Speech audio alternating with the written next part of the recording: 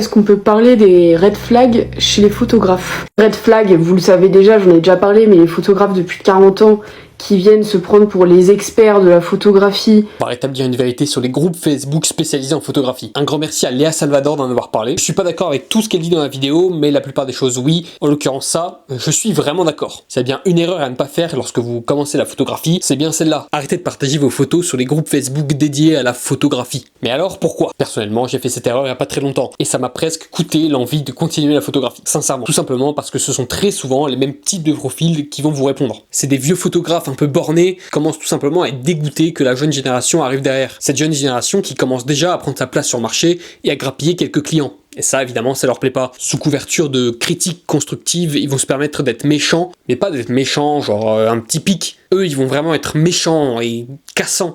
Leur but à eux, ça va être de te détruire. Ils vont tout simplement s'attaquer aux photographes plus faibles psychologiquement, qui vont abandonner à la première critique. Parce que oui, il y en a plein, et je trouve ça évidemment dégueulasse, d'autant plus que les administrateurs de ces groupes Facebook, ils le savent très bien, et simplement ils n'agissent pas. On vous voit, encore une fois, parce qu'ils font passer ça pour de la critique constructive, alors que c'est tout simplement de la méchanceté gratuite. Si une photo ne vous plaît pas, swipez, vous n'êtes pas obligé d'aller tailler la personne en commentaire, c'est ridicule.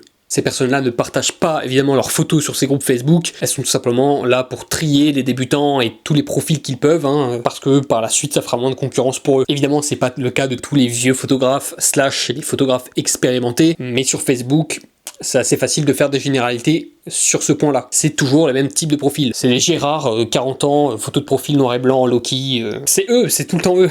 C'est quand même souvent le même type de profil. Voilà. Et si vous avez fait cette erreur et que vous vous êtes fait tailler, reprenez votre appareil photo et amusez-vous. Tes photos te plaisent? Oui, bah alors le reste on s'en fout. Tu n'as pas besoin de la validation des autres et encore moins de ce genre de personnes. N'oublie pas que la photographie c'est un art et par définition l'art c'est subjectif. Moi je vais te montrer une photo que je vais adorer, tu vas pas l'aimer et inversement. Avec de l'art tu ne peux pas plaire à tout le monde et c'est pas grave du tout. Alors fais-moi tout simplement la promesse d'évoluer à ton rythme. Ok?